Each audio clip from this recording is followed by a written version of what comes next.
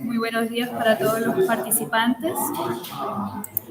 Estamos aquí en nuestro seminario temático de la comisión número 3 de nuestra Comisión de Educación e Investigación. Vamos a continuar con un tema muy especial e importante, pertinente para la época en la que estamos viviendo, y se llama Efectos de las normas tributarias expedidas en la pandemia. Va a estar a cargo del colega Wilmar Alfredo Campo Balbín, quien es contador público, especialista en revisoría fiscal, especialista en gestión tributaria y magíster en tributación y política fiscal. Es profesor con experiencia por cerca de 19 años en universidades en Antioquia y en otras regiones del país, a nivel de pregrado y posgrado. Es expositor en temas tributarios en entidades como la Cámara de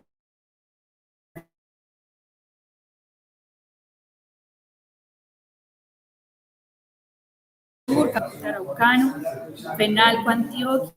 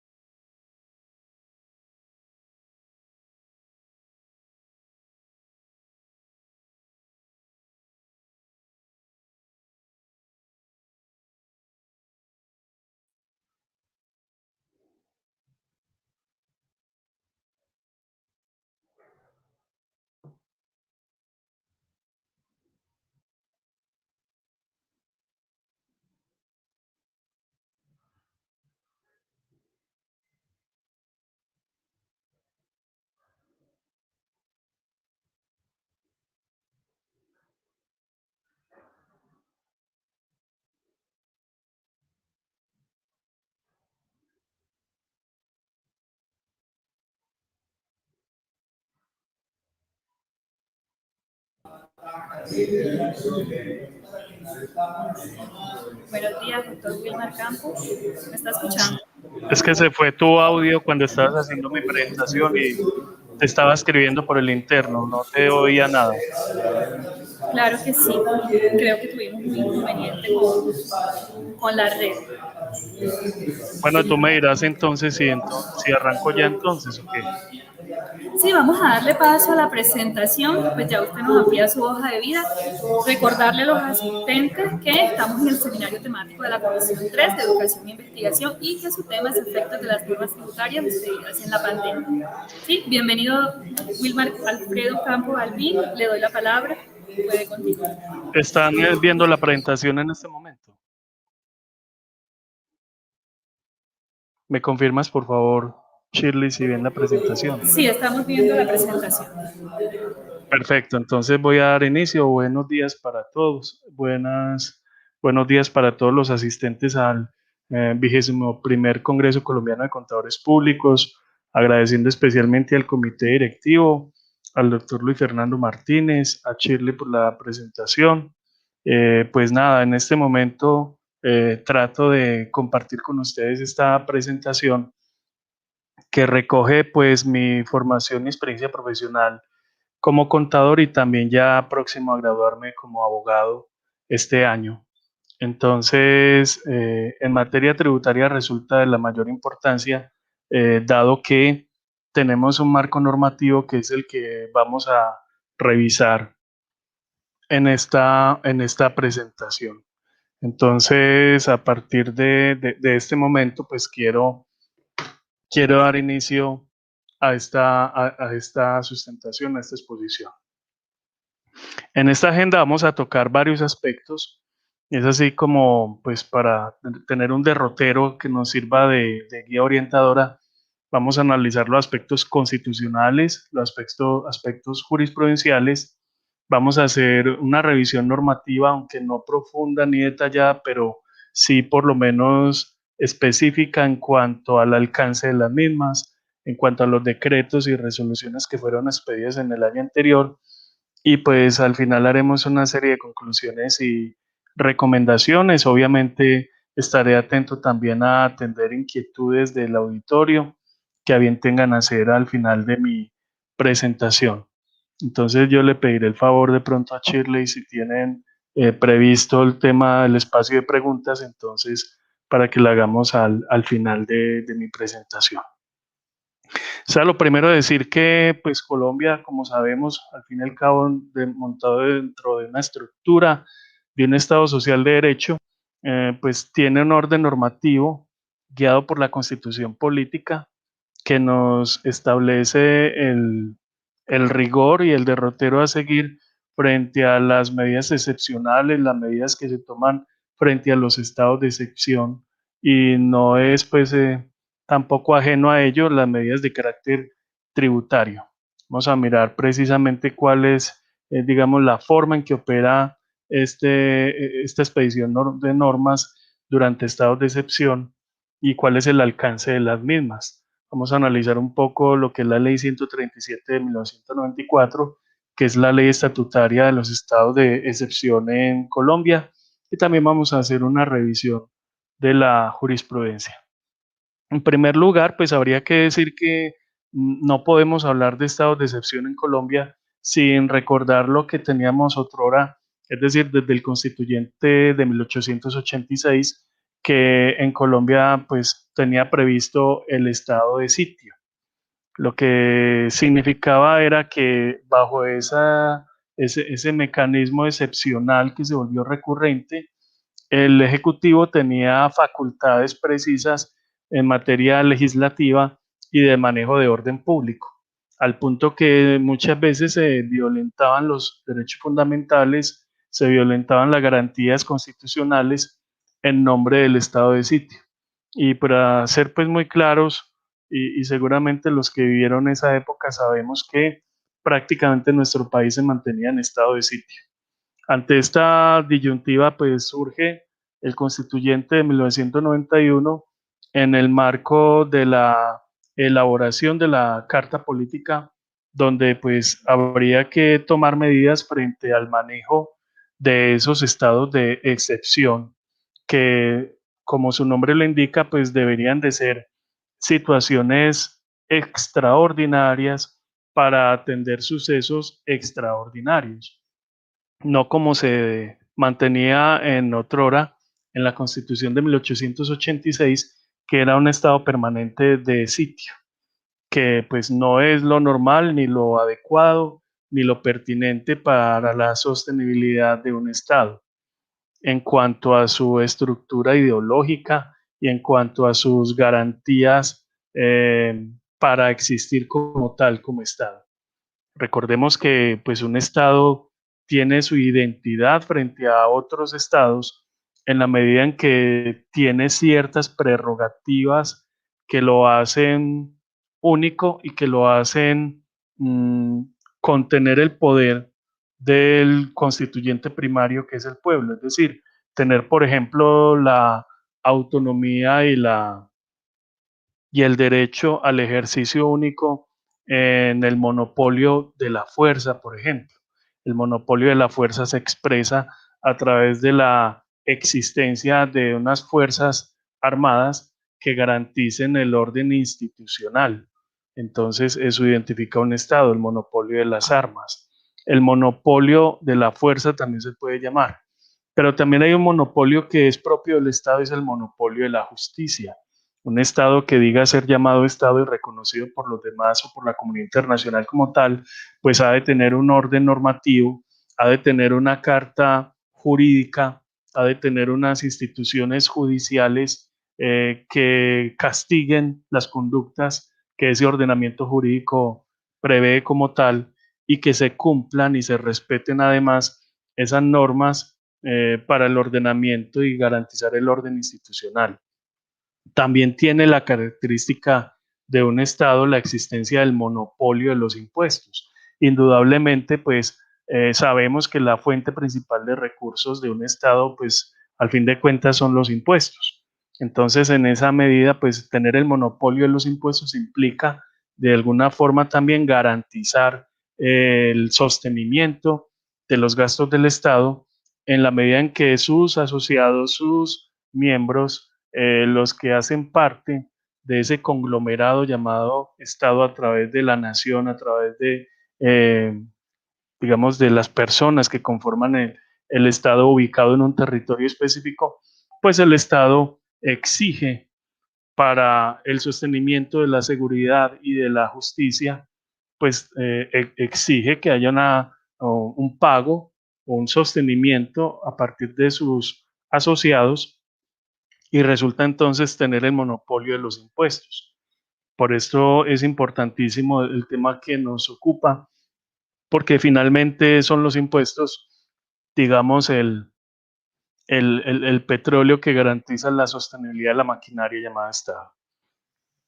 Entonces, en la Constitución de 1991 se establecieron 3 estados de excepción para garantizar que el Estado tuviera elementos para hacer frente a situaciones de carácter excepcional que no con el ordenamiento ordinario recurrente y ordinario normal podría hacer frente o conjurar la situación que dio origen al estado de excepción. Y es por eso que entonces en la Constitución del 91 se habla del estado de guerra exterior, en el artículo 212 de nuestra Carta, se habla del estado de conmoción interior, en el artículo 213, y se hable también del estado de emergencia económica, ecológica y social o de grave calamidad pública, tal como lo estatuye el artículo 215 de la Carta Política. En esa medida, entonces, el constituyente del 91 deja esa visión inicial, unímoda del estado de sitio, para llegar a una triada de estados que podrían servir para enfrentar situaciones de diversa índole, pero que tienen en común las tres, que alteran el orden institucional, que alteran el orden ecológico, el orden público, el orden económico, que alteran el estado normal de convivencia de los ciudadanos y que por tanto requieren medidas extremas, medidas de carácter extraordinario, de tipo legislativo, de tipo normativo, para conjurar y hacer frente a la crisis o la situación que origina precisamente la excepcionalidad. Entonces, dentro de los aspectos constitucionales encontramos esa característica básica y es procurar el restablecimiento de la normalidad. Así lo establece por lo menos la parte final del primer inciso del artículo 212 de nuestra Carta Política. El restablecimiento de la normalidad se refiere a garantizar las condiciones normales de convivencia ciudadana, las condiciones normales para que opere la institucionalidad del Estado en todos sus frentes. Y pues esa tranquilidad se puede perder por hechos que perturben o amenacen perturbar en forma grave e inminente el orden económico, social, ecológico del país o que constituyan grave calamidad pública. Así lo deja ver pues el primer inciso del artículo 215 de nuestra Constitución Política. Hemos de advertir que ya la Corte Constitucional a lo largo de estos años, desde su conformación en el año 1991, ha sentado jurisprudencia importante respecto a lo que se considera debe ser los motivos que convoquen a la declaratoria por parte del Gobierno Nacional de cualquiera de los 3 estados de excepción. Es por eso que mirando ese antecedente en materia jurisprudencial, vemos algunas sentencias importantes que nos sirven de precedente y que a la vez, si alguno de ustedes quiere profundizar en ello, pues los invito a hacer esta revisión de este precedente. Tenemos, por ejemplo, las sentencias C004-1992, la C447 del mismo año, la C179 del 94, que declaró la exequibilidad precisamente de la ley 137 de 1994, que es precisamente la ley estatutaria de los estados de excepción en Colombia. También tenemos la sentencia C366 de 1994, la C122 del 97, la misma, tiene el mismo número pero diferente año, diferente aspecto, la C122 de 1999 y la C216 de 1999. ¿No se están viendo las diapositivas, Shirley? ¿Me escucha? Por favor, Shirley, me confirma porque yo estoy proyectando las diapositivas. No, estamos viendo nada más la primera diapositiva. No hemos Es que logrado. entonces no sé porque yo he estado moviendo acá sin ningún, pues las he estado proyectando y moviendo acá desde mi monitor. ¿Cómo haríamos ahí? Dele enter cada vez que vaya a. Ahí estoy viendo la segunda. Dele enter para ver si avanza.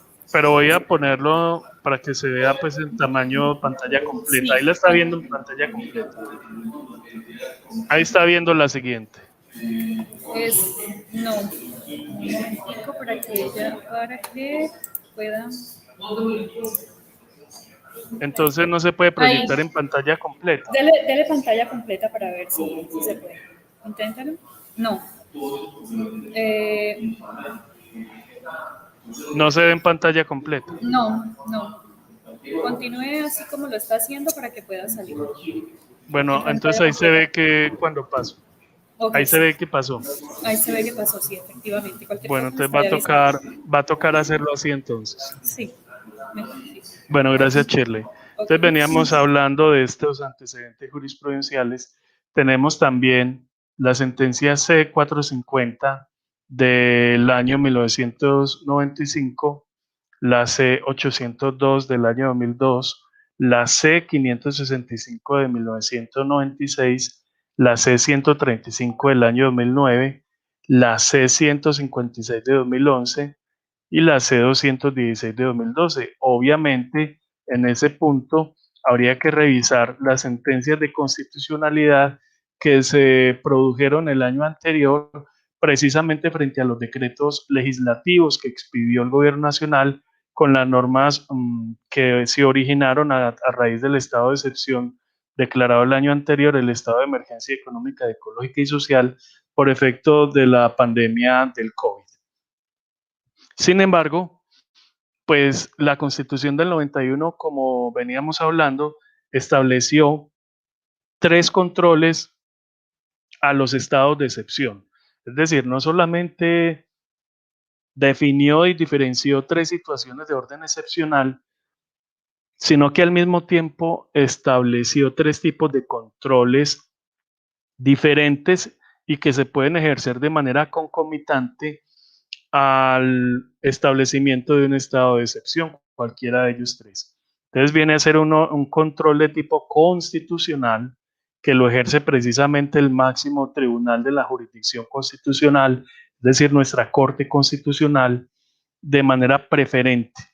Y pues incluso en caso tal de que, por ejemplo, en los estados de emergencia económica, ecológica y social, si el presidente no remite para su estudio a la Corte Constitucional al día inmediatamente siguiente a aquel en el cual fue expedido el decreto, la Corte los puede aprehender de oficio. Eso es una garantía constitucional que se establece.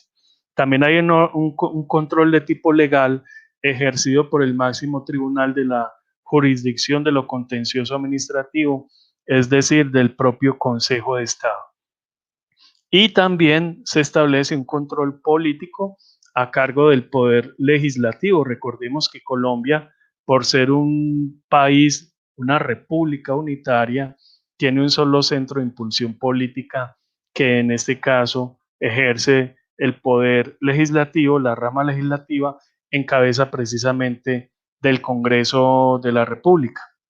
Ahora, hay que tener en cuenta también la jerarquía normativa existente en el país. Y es por eso que desde la misma jurisprudencia constitucional se advierte el peso jerárquico de las normas en este orden en que las estamos viendo en la diapositiva. En primer lugar, tenemos las leyes estatutarias.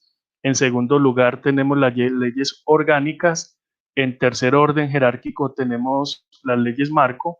Y en cuarto orden, pues tenemos las leyes ordinarias. Hay que recordar además que, por ejemplo, las normas que regula o que expide el Congreso de la República referentes a materias de impuestos, por ejemplo, hacen parte del tipo de leyes ordinarias, aunque también podemos encontrar normas impositivas en las leyes orgánicas que tienen que ver, por ejemplo, con el tema del Plan Nacional de Desarrollo o el presupuesto de la nación.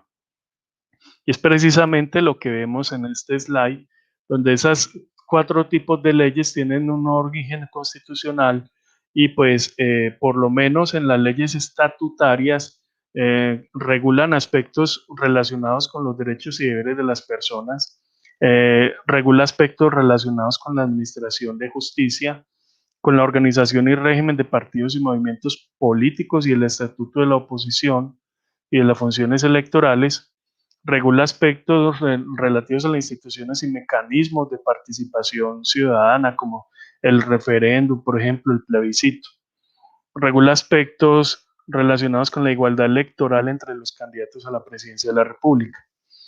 Las leyes orgánicas, por su parte, de acuerdo con el 151 constitucional, se refieren a normas relativas al reglamento del Congreso, tanto de Senado y Cámara, normas sobre preparación, aprobación y ejecución del presupuesto de rentas, o sea, el presupuesto, ley de apropiaciones, ley del Plan General de Desarrollo.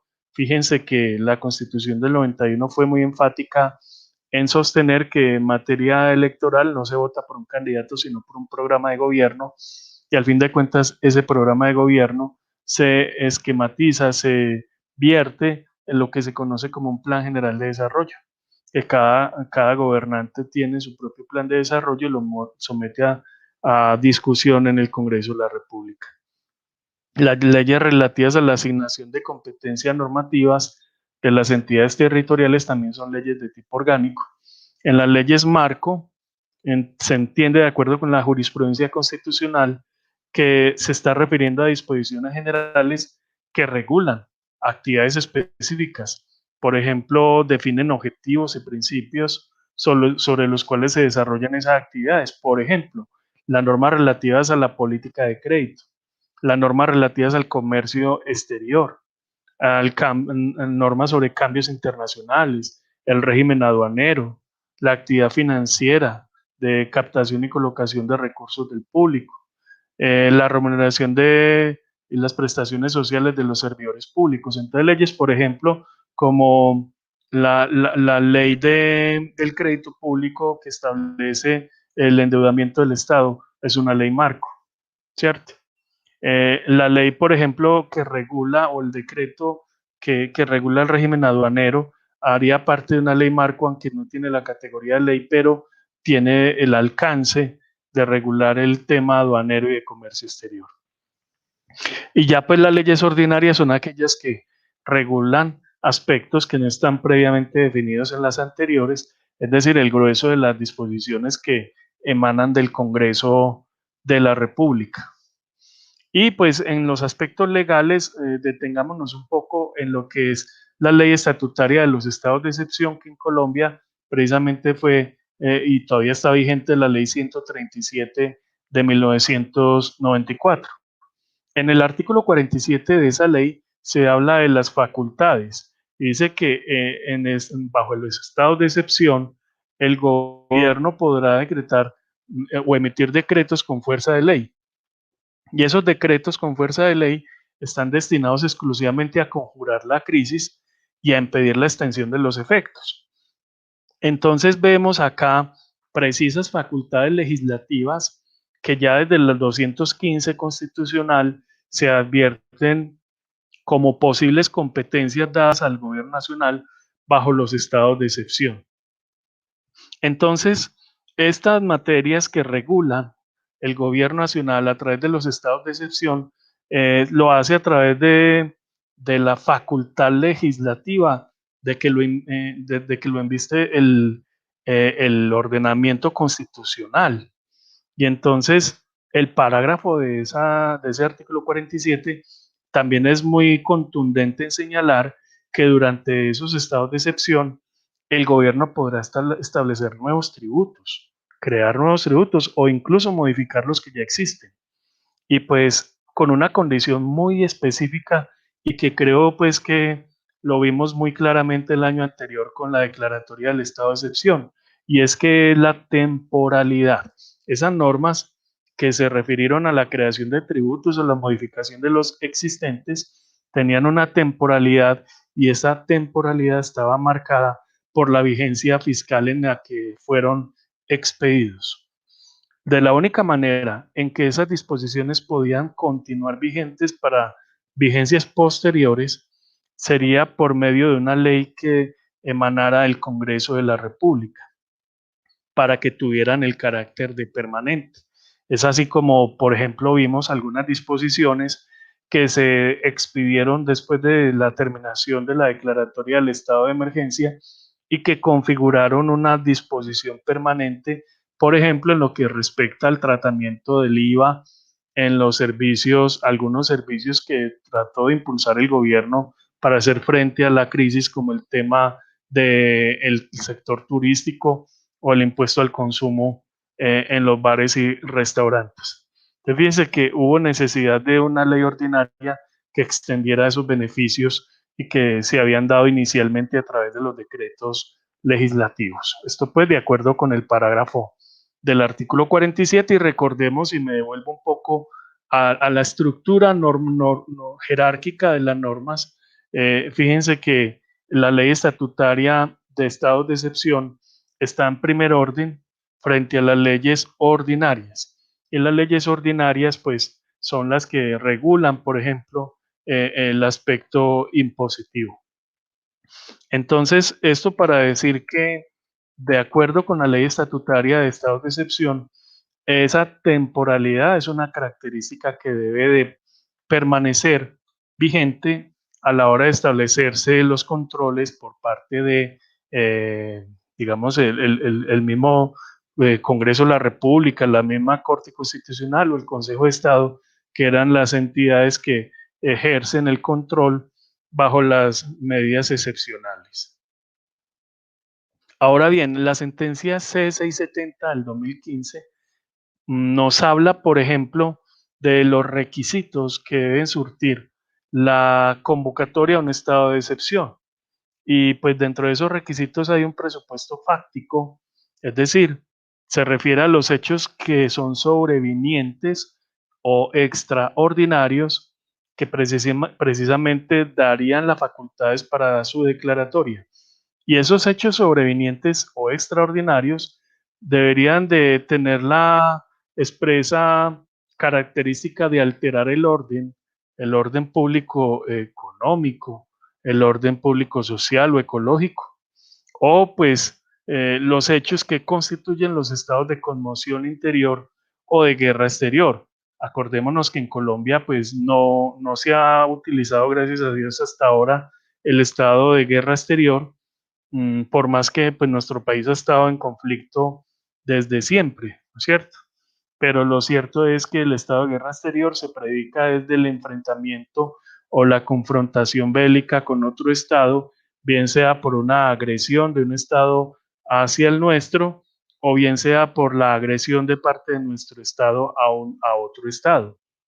En Colombia no se han dado ninguna de las dos condiciones, aunque pues la situación hasta ahora no ha dado la oportunidad para que se convoque a ese estado.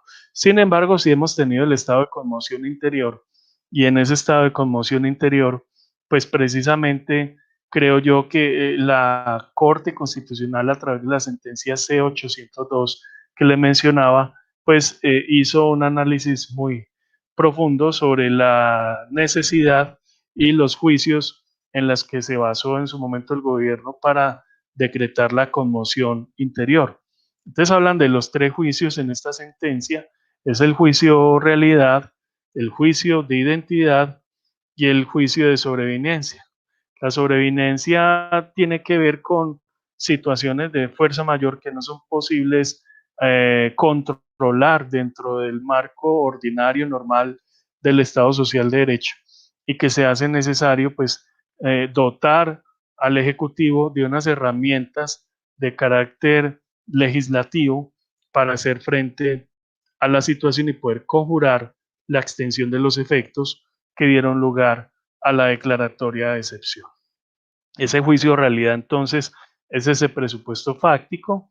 El juicio de identidad debe haber pues correlación entre la situación de la realidad que convoca el Estado y pues las consecuencias que se podrían sobrevenir en caso de no operar un estado de excepción y pues las medidas sobre todo que se tomen allí han de tener correlación con el juicio de realidad, es decir, debe haber una simetría, una coordinación y una extensión de esas disposiciones acorde con los estados de excepción o la crisis interna que dio lugar a la declaratoria.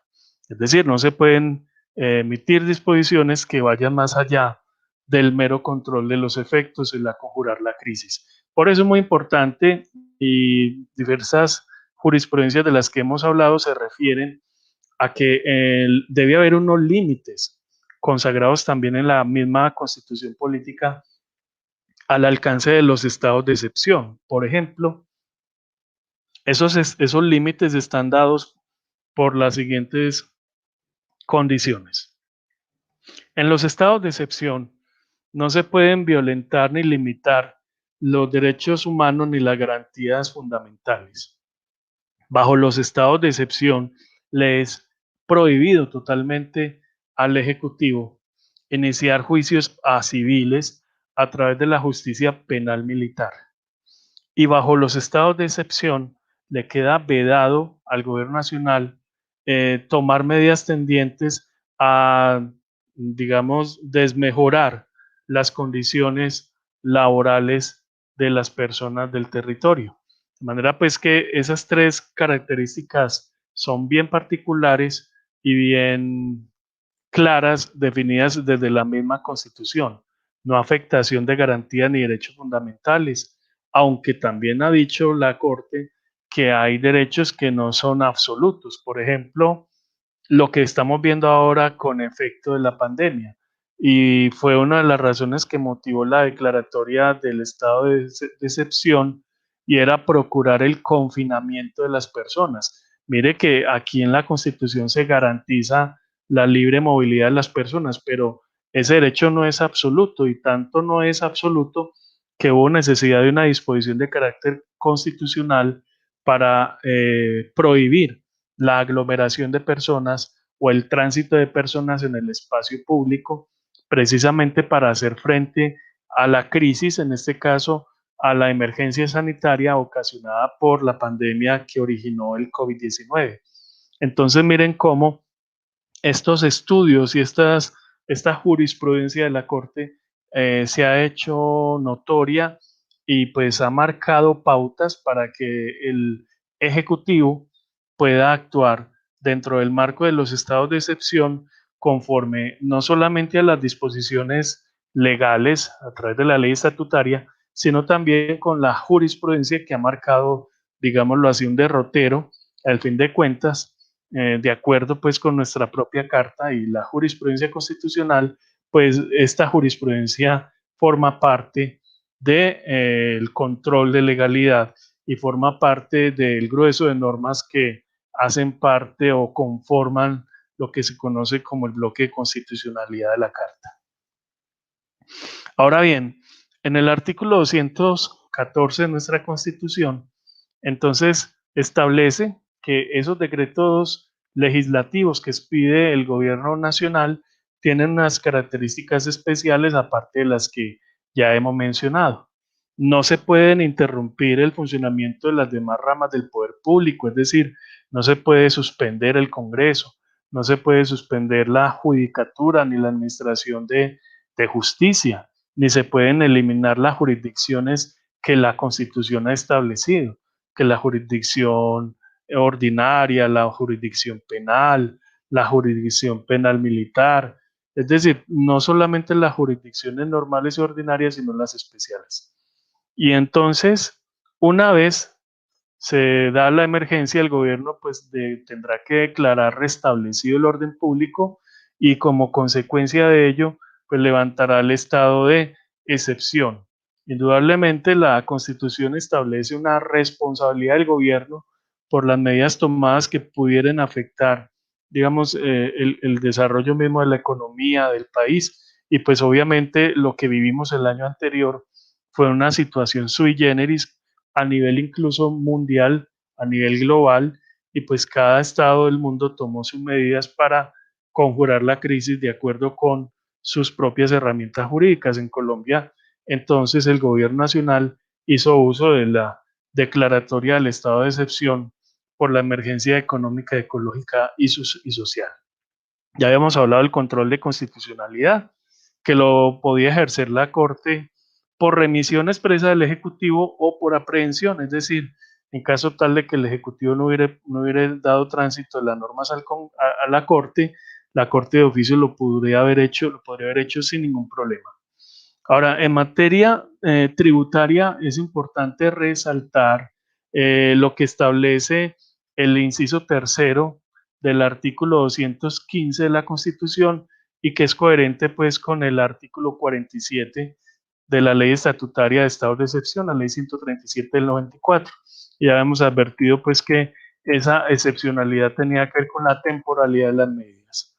Pues no voy a hacerme, digamos, muy detallado el inventario normativo, igual les queda en la presentación, pero ustedes saben que hubo una serie de medidas tomadas el año anterior, tanto los decretos legislativos expedidos por el gobierno nacional como las resoluciones y pues las disposiciones que tomó la DIANA a su amparo.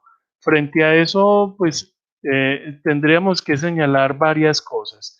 En primer lugar, que estas medidas que se tomaron fueron temporales, como en efecto sucedieron, que el estado de excepción, de acuerdo con el artículo 215 de la Constitución, pues solamente se puede prorrogar por periodos continuos o discontinuos en un año calendario hasta por 90 días, así lo estatuye el artículo 215. El estado de excepción terminó el año anterior.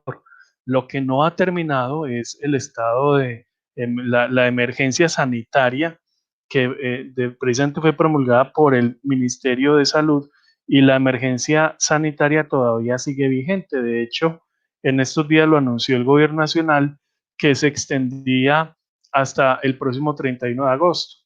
De manera que ahora tenemos, perdón, hasta el 31 de mayo de este año. Entonces tenemos que bajo esas disposiciones de emergencia sanitaria también se pueden tomar medidas, ya no de carácter legislativo porque no son estado de excepción, pero sí puede tomar medidas urgentes el gobierno nacional para garantizar el orden público, en este caso, garantizar la salud, la salubridad de todos los colombianos. De las normas que fueron promulgadas en el año anterior y que posteriormente la Corte Constitucional declaró inexequibles, por lo menos en materia tributaria, tenemos que recordar, por ejemplo, en lo que se refiere al impuesto solidario que se creó para, digamos, recoger recursos a partir de las grandes pensiones que se daban en el país, entendiéndose ese monto de altas pensiones o mega pensiones, como se llamó en su momento, los que vengaban más de 10 salarios mínimos, ¿cierto? Entonces, esas disposiciones, por ejemplo, de tanto del impuesto solidario como de la contribución solidaria, hablando de contribución, lo que lo hicieran de carácter voluntario, esas disposiciones fueron declaradas inexequibles por la Corte. Lo que me llamó mucho la atención fue el sentido del fallo de la Corte, porque a pesar de que fueron declaradas inexequibles, la Corte hizo una precisión en la forma en que se debían de devolver los recursos que ya se habían recaudado por vía de ese tributo y estableció que se podía compensar como una especie de descuento tributario contra el impuesto de renta de la vigencia fiscal del año 2020. Entonces, pues llama mucho la atención esa disposición tomada por la Corte porque deja entrever que pues hizo una mezcla allí de dos situaciones muy diferentes. Una, la de un impuesto totalmente ajeno al impuesto de renta, y la otra, la de compensar en ese impuesto de renta un tributo creado de manera transitoria y que al fin de cuentas pues había sido declarado inexequible. El producto final seguramente que se quiso lograr fue no generar un pánico en la caja del gobierno por el efecto de tener que devolver estos tributos directamente, sino que hacía un efecto de diferimiento en su devolución, porque ya pues habría que esperar este año a presentar las declaraciones de renta por parte de los afectados y poder tomar dentro del denuncio rentístico la figura del descuento tributario para minorar el impuesto la vigencia 2020 como consecuencia de la aplicación de este descuento por la derogatoria o la declaratoria de inexequibilidad del impuesto solidario. Impuesto solidario, por cierto, que pues llamó mucho la atención por el estudio que hizo la Corte, determinó allí que se afectaba el principio de justicia y de igualdad frente a la carga que deben soportar los sujetos pasivos del impuesto. Otro asunto, recordemos el tema de la disminución de los aportes a pensión, que recordemos que el gobierno a través del decreto legislativo había establecido por un periodo de 2 meses la reducción al 3% de los aportes por efecto de fondo de pensiones y que posteriormente la Corte Constitucional pues también declaró inexequible. Esto pues como para recordar dos de los grandes aspectos que fueron modificados en su estructura tributaria, porque pues por allá hubo otras normas que no tuvieron que ver directamente en materia tributaria, pero sí relacionadas con él, por ejemplo, las normas de insolvencia. Recordemos que el decreto ley 560, el 772 y el 872 regularon no todo lo pertinente a los estados de insolvencia y allí pues se tomaron algunas medidas de carácter tributario como la supresión de la retención en la fuente por el año 2020 para las entidades que estaban sujetas a procesos de al régimen de reestructuración empresarial y pues procesos de insolvencia. También entonces la extensión de la exclusión de la renta presuntiva para estas entidades, entre otras medidas.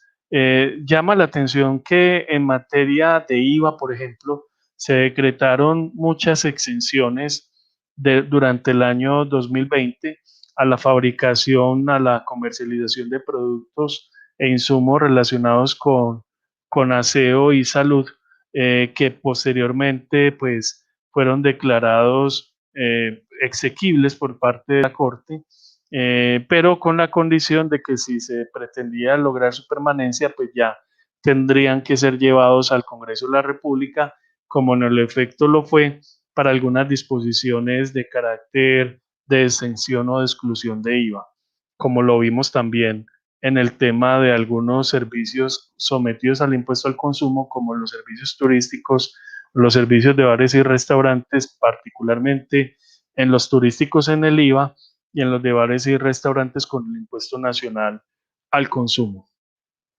Entonces, vemos, por ejemplo, eh, programas que fueron bandera y que siguen siendo utilizados, que aunque no tocan directamente el tema tributario, pues de alguna forma sí lo relacionan porque disminuyen la base gravable del impuesto de renta en el alivio de las deducciones, por ejemplo, los programas de apoyo PAEF o PAF, el programa de apoyo a la prima o el programa de apoyo al empleo formal, y pues otras disposiciones relativas, por ejemplo, a la economía naranja o al régimen simple que fueron planteados en el decreto ley 560 y pues que son coherentes con las disposiciones de la ley 2019 y vigentes.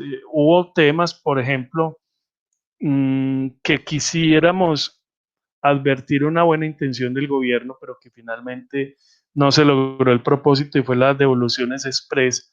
Recordemos que, digamos que se salió de las manos de la DIAN el manejo de estas devoluciones porque de pronto no estaba la estructura administrativa adecuada para enfrentar las solicitudes masivas de devolución. Habida cuenta de que, como sabemos, el año anterior, pues muchas empresas se vieron abocadas a encontrar caja de una forma pronta, de una forma oportuna para enfrentar las situaciones pues, que implicaba aceptar la pandemia en temas de nómina y en temas de obligaciones con proveedores y la reducción en las ventas originadas pues por el confinamiento. Entonces, esto pues ocasionó que se desbordaran las solicitudes de los saldos a favor y finalmente no se lograra el propósito que se pretendía con el decreto legislativo. Los beneficios en préstamos en las bajas de las tasas de interés, por ejemplo, pues también alivianaron de alguna manera no solamente la caja, sino también las deducciones que con ello pues determina indirectamente la base gravable del impuesto. Ya el beneficio de auditoría pues corría con ocasión de la 2010, pero había que tener cuidado, perdón, en la posibilidad de conservar ese beneficio de auditoría en la medida en que hubo unas modificaciones en los plazos. No sé si ustedes recordarán que los plazos se movieron durante el año para el cumplimiento de las obligaciones tributarias, previendo precisamente que la pandemia había modificado las condiciones de trabajo y que muchas empresas no tenían el personal disponible o los recursos disponibles en tiempo o en ubicación para cumplir con la entrega, por ejemplo, de información exógena. Hubo plazos que se movieron para la entrega de la información exógena. Hubo plazos que se movieron para la presentación de las declaraciones de renta, del informe de precios de transferencia. No así, eso no ocurrió, por ejemplo, en el caso de los plazos para presentar las declaraciones de renta de las personas naturales, por ejemplo, de la vigencia fiscal 2019 que se tenía que presentar el año anterior. Pero es importante resaltar, de todas formas, la necesidad que tenían los empresarios y en general las personas de que hubieran medidas transitorias o flexibles para diferir el cumplimiento de esas obligaciones, habida cuenta pues de las consecuencias que se podían dar, por ejemplo, en cuanto al delito fiscal por la omisión del agente retenedor en lo que tiene que ver con las declaraciones de retención en la fuente, por ejemplo, y pues el tema inicialmente de la relación que podía tener con la ineficacia del 580-1, a pesar de los 2 meses de plazo que se tenían para la no ocurrencia de la ineficacia. La posibilidad de perder, por ejemplo, la compensación de pérdidas fiscales o los excesos de presuntiva como consecuencia de un posible incumplimiento. Incluso, una de las maneras ya para este año 2021 que se tienen de cuidar, digámoslo así, los hechos nefastos ocurridos en la vigencia anterior es precisamente el logro de conservar y preservar la posibilidad de compensación de pérdidas fiscales que se originaron en la vigencia 2020. Esos beneficios en caja por cumplimiento de obligaciones, pues también vienen a ser puntos importantes que alivianaron no solamente las arcas de las empresas, sino de algunas personas naturales que tenían actividades económicas, pero que en ninguna forma permitieron condonaciones, por ejemplo, en materia de impuestos. Eso no se logró. O que permitieron reducción de tarifas, como también muchos lo pedían. A lo sumo tampoco se logró la reducción de la retención en la fuente o la eliminación de la retención en la fuente, que también se pedía desde algunos sectores económicos como una medida para hacer frente a la crisis, como una medida para conjurar la extensión de los efectos. Hoy todavía vemos que tenemos en las empresas situaciones deficitarias en la generación de caja y que pues se le pide al gobierno otra serie de medidas, por ejemplo, proyectos de ley llevados al Congreso que permitan una ampliación de la exclusión de algunos bienes y servicios en puntos como el IVA o en prolongar y prorrogar esas fechas que se dieron y que se conservaron en la ley 1943 y posteriormente en la 2010 como los 3 días sin IVA. Conservar, por ejemplo, medidas de ese tipo o aumentar esos días para una mayor recuperación económica del país. Pues yo pienso que incluso en este momento se está hablando ya de una posible reforma tributaria que se va a poner a discusión o a consideración del Congreso de la República por parte del Gobierno Nacional. Entonces, recordemos que la iniciativa parlamentaria en materia de impuestos la tiene precisamente el Gobierno Nacional, tal como lo establece el artículo 154 de la Constitución Política, esa potestad legislativa del gobierno en materia de impuestos. Sin embargo, recordemos que esa discusión que se pretende dar este año pues pretende, entre otras, alivianar tarifas y lograr exenciones en algunos bienes, pero pues esto es un tira y afloje entre lo que significa para el Estado otorgar beneficios y la reducción consecuente de los recursos presupuestales para atender las necesidades básicas de la población y por otro lado, pues la necesidad que tienen los empresarios, las personas, en general todos nosotros, de que se reactive la economía para poder lograr un equilibrio que por sí ya está bien afectado por la pandemia ocasionada por el COVID del año anterior, que todavía el mundo no se recupera de ella. De todas formas, pues la ventaja de tener ya la solución en las vacunas que se han creado y la llegada al país de los diferentes lotes y la expectativa que se tiene por lograr una inmunidad tipo rebaño, como dicen los expertos, hacen que tienda a mejorarse nuevamente, aunque de forma leve, una reactivación económica. Ya algunos hablan, por ejemplo, de algunas propuestas para esta posible reforma tributaria y es que, así como en su momento se habló de la idea de obras por impuestos, donde las empresas en las zonas, en los territorios SOMAC, que estableció la ley 1943, o incluso la misma ley 1819, la creación de esos territorios SOMAC, las zonas más afectadas por el conflicto armado, y que allí se podían establecer una manera de pago de impuestos a través de las obras públicas que necesitan estas regiones apartadas. Ahora también piden una solución a partir de las de vacunas por impuestos, es decir, que se permita que el sector privado entre en la dinámica de satisfacer esas necesidades de vacunación de la población y que sea un mecanismo a través de los cuales se reemplace el pago de impuestos, de manera pues que son situaciones y son recomendaciones que empiezan a salir a flote a propósito de la discusión de lo que sería la posible reforma tributaria de este año.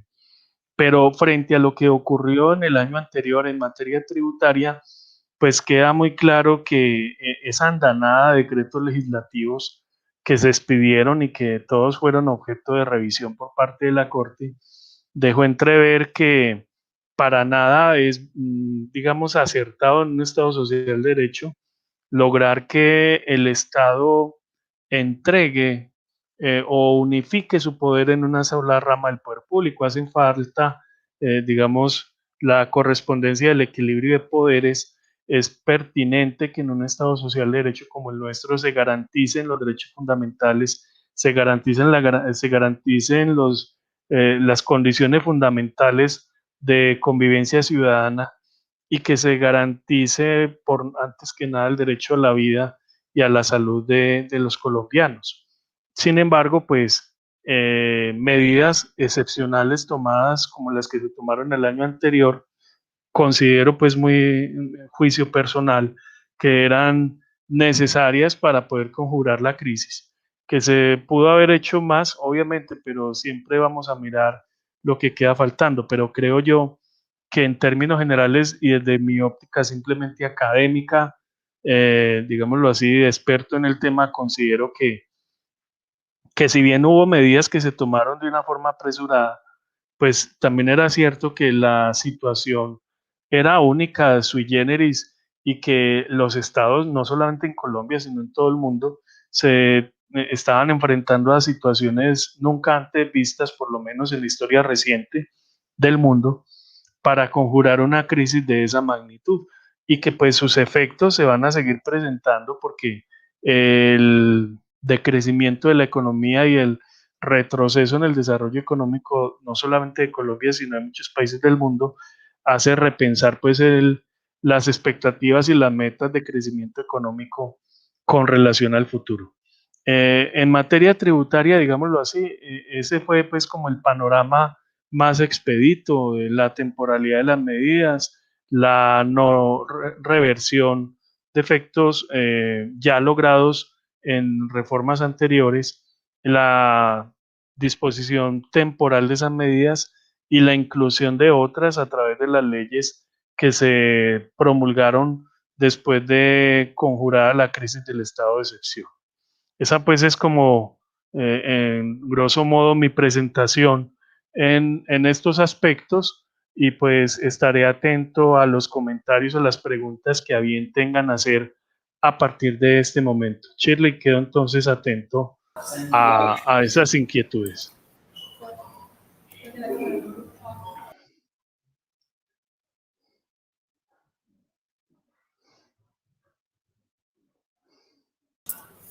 Claro que sí, muchísimas gracias Wilmar por su presentación, excelente.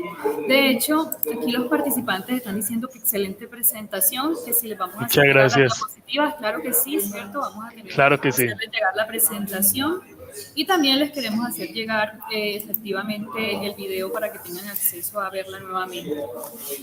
Tenemos un espacio de preguntas. Y bueno, le voy a dar espacio a las preguntas especiales que tiene porque ya estamos un poco cortos de tiempo y nos hemos extendido, pero por consideración del público voy a hacérselas y ya usted tendrá la oportunidad de responderle.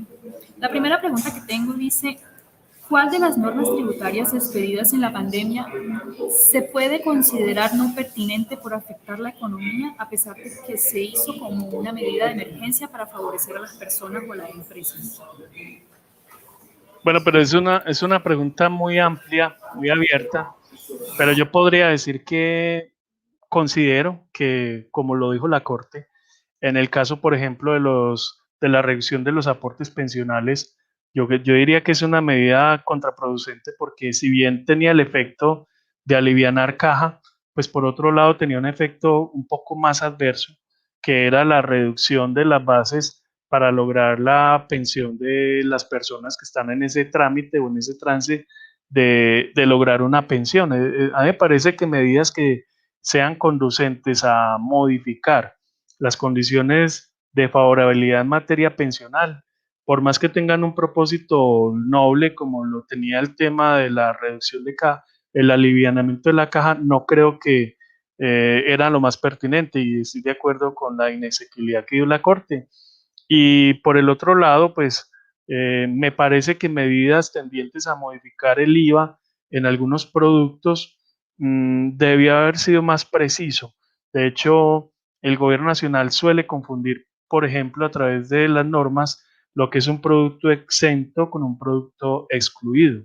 Y entonces se dictaron normas tendientes a eliminar el IVA a algunos productos, pero no lograron decirlo de la forma técnica adecuadamente posible para establecer, por ejemplo, simplemente una exclusión, no una exención, porque el alcance de la exención es diferente al alcance de la exclusión. Como para citar, pues, dos ejemplos. Ok, gracias. Tengo otra pregunta. Dice, ¿por qué al generarse un beneficio como el de la disminución del porcentaje de pago de pensión para las empresas, ahora se genera o se ha generado una deuda para ellas? Bueno, ahí hay una interpretación, digo yo, no afortunada del fallo de la Corte, porque finalmente lo que significa la derogatoria o la inexequibilidad era simplemente retrotraer las cosas a sus efectos iniciales. Y me parece que ahí es bien importante definir el alcance del fallo de la Corte. Un alcance, por ejemplo, es nunc, es decir, hacia el futuro, hubiera dado como resultado que eso se convirtiera en un canto a la bandera. Y por eso el fallo de la Corte, al fin de cuentas, tenía que ser retroactivo, es decir, con un efecto ex tunc para mirar efectivamente cómo compensar ese desequilibrio en los aportes al sistema de seguridad social en pensiones. Entonces creo yo que lo que se debió haber procurado era establecer un mecanismo más idóneo para recuperar esos aportes y no de la forma en que lo hicieron, porque dejaron abierta la incertidumbre en la forma en que se debían compensar esas cargas. Ok, y una última pregunta, una intervención está un poquito larga, pero me parece interesante. Dice, si el Estado genera reformas tributarias que buscan aumentar los contribuyentes y así también aumentar los ingresos, ¿qué podemos esperar de la nueva reforma que se propone cuando un elevado nivel de gastos por la emergencia sanitaria y una disminución de ingresos por los beneficios otorgados, como el no cobro del consumo en los restaurantes, el IVA en el turismo, el apoyo a la prima, etcétera? Es que esa pregunta se la hacen todo el tiempo los economistas, los legisladores, los empresarios, los académicos. Esa es como la pregunta de la canción de Willy Colón, ¿no? ¿Qué será? Que no tiene una respuesta específica, no tiene una única consideración, tiene muchas vertientes, muchos vértices, porque en eso se mueve el derecho tributario, ¿no es cierto? De tratar de encontrar una respuesta para lograr un equilibrio en las cargas del Estado, pero al mismo tiempo sin eh, ahorcar el escaso presupuesto de las empresas y de las personas. Esa disyuntiva y esa dicotomía que tienen los legisladores es una lucha constante por conservar el ingreso, pero al mismo tiempo satisfacer las necesidades de la población. Y es verdad la reflexión y me parece muy pertinente porque indudablemente la pandemia trajo consigo un aumento desmesurado del gasto público, pero digo desmesurado no en la medida en que se hable de despilfarro, sino también en la medida y muy especialmente de atender los diferentes frentes que exigen esa dinámica. Y por otro lado, pues esperar una reforma tributaria que no afecte la capacidad de pago de los contribuyentes sería casi que un sofisma. Y lo que yo creería es que debería de pensarse en lo que siempre se ha pedido, Chile, yo estudiando el tema de impuestos toda la vida, yo por lo menos 25 años en esto, y siempre se ha pedido lo mismo, mire, Estado, garantice un sistema tributario competitivo, fuerte, donde la evasión, por ejemplo, sea una situación que sea de un verdadero control, de un verdadero frente contra la evasión fiscal, la corrupción y contra toda esta serie de medidas que de alguna forma minoran esto y dispersan las bases gravables. Me parece que el punto que está haciendo el gobierno con la facturación electrónica es un buen punto para controlar la evasión. El tema de los reportes de información exógena que cada vez le permiten al Estado garantizar más un control efectivo. A mí me parece que son buenas ideas. Y lo que hay que hacer es seguir luchando contra mecanismos de evasión fiscal que, por ejemplo, en el IVA son muy altos. Colombia tiene uno de los niveles más altos del continente en materia de evasión del IVA. Y pues pienso yo que engrosar esfuerzos para controlar estas disposiciones, porque siempre los cumplidos nos exigen más y a los que incumplen o a los que evaden hay que combatirlos, ¿no es cierto? Pero también hay que esperar del gobierno unas manos más pulcras en el manejo de los recursos públicos para que esos impuestos que estamos pagando los colombianos pues realmente no se vayan a manos de particulares, sino que efectivamente satisfagan esos intereses superiores que demanda el Estado Social de Derecho. Así es. Bueno, queremos agradecer a quienes participaron dándonos sus preguntas y que amablemente Wilmar nos ha dado las respuestas. Espero que hayan aclarado sus dudas. Y para finalizar, pues agradecerle a Wilmar Campos por habernos acompañado en esta comisión, en este seminario temático. Esperamos tenerlo en próximas oportunidades. Muchísimas gracias por estar aquí. No, con todo el gusto. Muchísimas gracias a ustedes por tenerme en cuenta, al doctor Luis Fernando por contar con mi aporte y créanme que para mí va a ser siempre un honor poder contar con ustedes, que ustedes cuenten conmigo y estaré siempre dispuestos a acompañarlos. Y a todos los asistentes muchas gracias por estar aquí. Okay, bueno, una feliz tarde. Feliz tarde para todos, muchísimas gracias, los esperamos en la segunda jornada que inicia a las 2 de la tarde. Entonces, feliz día para todos y que disfruten y aprovechen este tiempo de conocimiento. Buen día, Wilmar, que estés muy bien, muchísimas gracias nuevamente. Con mucho gusto, hasta luego, Shirley. Hasta luego.